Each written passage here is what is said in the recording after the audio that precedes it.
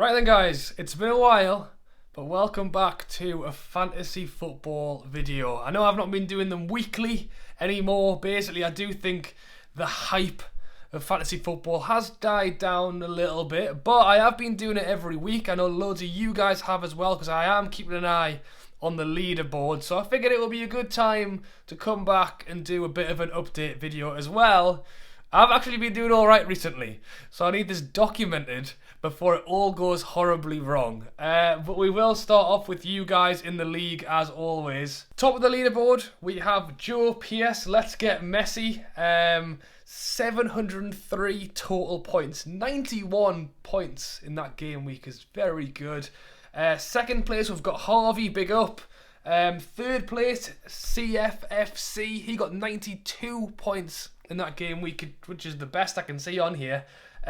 Fourth place, Rames, RG12, and fifth place we have Amo Pabla. So yeah, those are the top 5 places. Joe winning it by 10 points at the minute, so quite a nice little lead there. And as always, and he was top last week. Harvey was top second last week as well, so you can see they've kept their positions. As we go down, we can see a fair few green ticks here.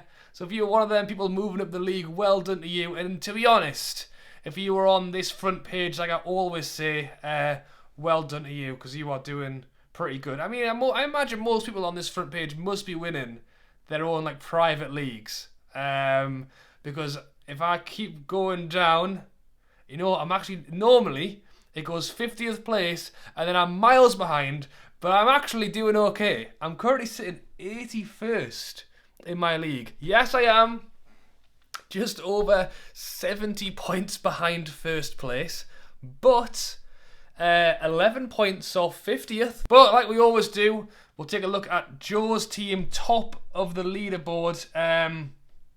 I mean, Lundstram at the back, he was pretty key to everyone who took part this weekend. I mean, the average points is 53, and Joe has got himself 91 this week, which is very good. He used 2 transfers.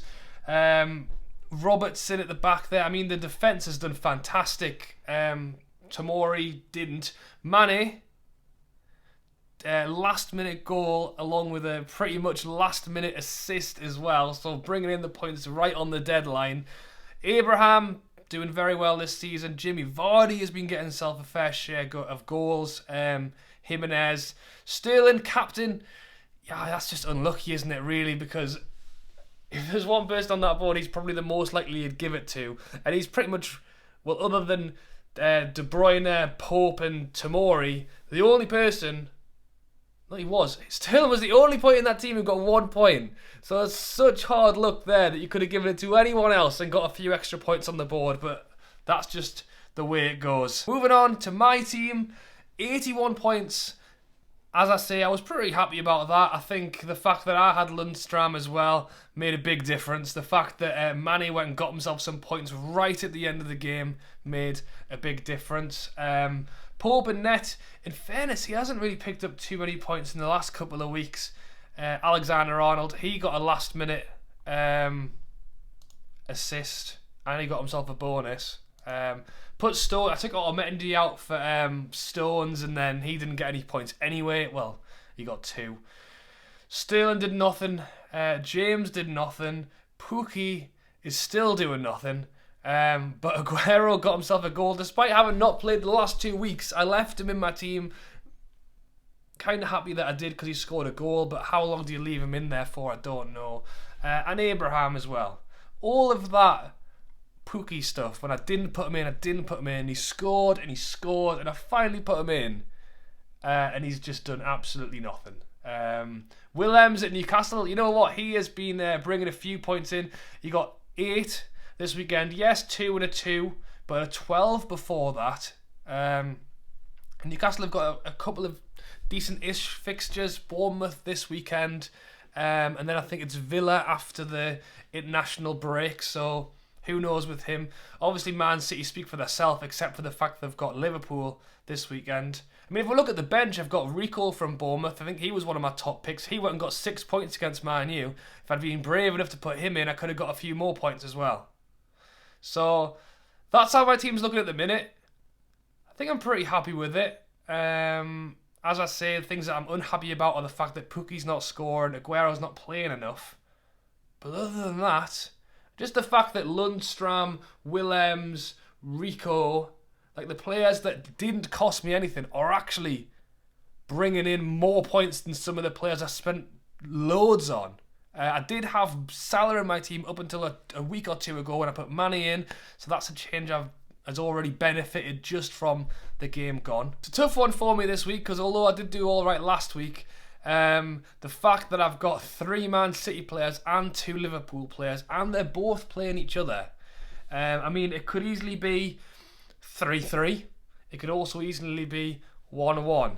And if that happens, I'll get 0 clean sheets and likely, unless it's Aguero or Mane or Sterling who scores, not a whole lot of points either. So I don't want to sub them out, but I can't see a lot of points coming from them, unfortunately. I think I'm actually calling it here. This is potentially the last game I'm going to give Pukki. Who do Norwich play after the national break? Everton away. Everton have been doing rubbish as well, so maybe one more week. But if Pukki is going to score, he needs to be doing it at home against bottom of the league. He's done nothing for weeks on weeks. What do you guys? Do you guys go have Pukki in as well? Did anyone else have Pukki in that I've just looked at? Or am I the only person who still has him left in their team? Oh my god. Look at its status. Pukki is the most transferred out player. Well, as I say, I'm giving him one last go. Look at all the people putting Lundstram in. I told you he's the one to watch, guys. Should have listened when I said at the start of the season. One transfer that I'm looking at, which I think could be quite a good one, is taking out John Stones. Because this weekend, Man City have got Liverpool. After the international break, they've got Chelsea. So, can I see them conceding against Liverpool? Yes. Chelsea, probably. And a team who has quite a few decent fixtures coming up. And I'm not saying that they're not conceding goals at the moment, because they are. But a team that has some very good... I'll show you. The team that have got some very good fixtures coming up. We've got Wolves at home, Aston Villa. Aston Villa have got a goal in them, but then Wolves have got Bournemouth. Then they've got Sheffield United. And to be fair, I think everyone's doing it. And then they've got West Ham. And then Brighton. And then Spurs. So I'm not saying that they will not concede to these teams. But in terms of like favourable fixtures, they're not playing any of the top 6. I don't think putting a Wolves defender in at this moment in time is a bad shout at all. Obviously the one that everyone goes for is Doherty. He costs 6 million, but in theory he gets the goals. He is down as being potentially injured. So I am actually going to hold on to that transfer until Friday night, because you need to get your transfers in early this week. But I think that's a very decent one. Let me know if there's any changes in my team you think I should be making. I mean, I am aware of the fact that Aguero hasn't really played every game, so I'm going to try and monitor that. I am aware that Pukki seems to have completely stopped scoring goals.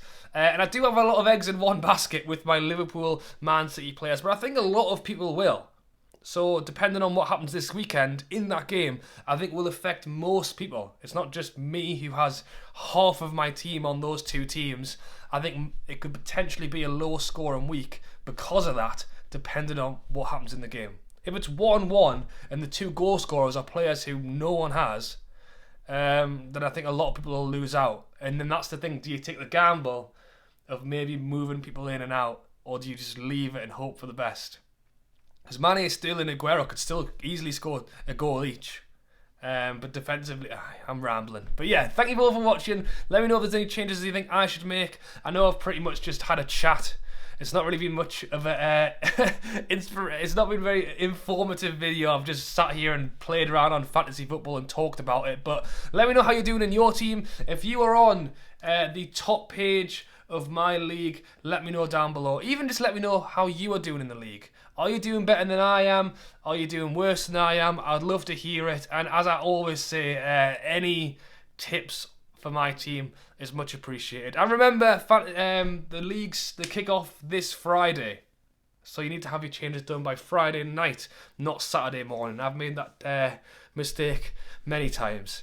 Alright, thank you for watching. As always, drop a like, subscribe, look out for the next fantasy football video, probably in a good few weeks' time from now. But thanks for watching as always, and I'll catch you later.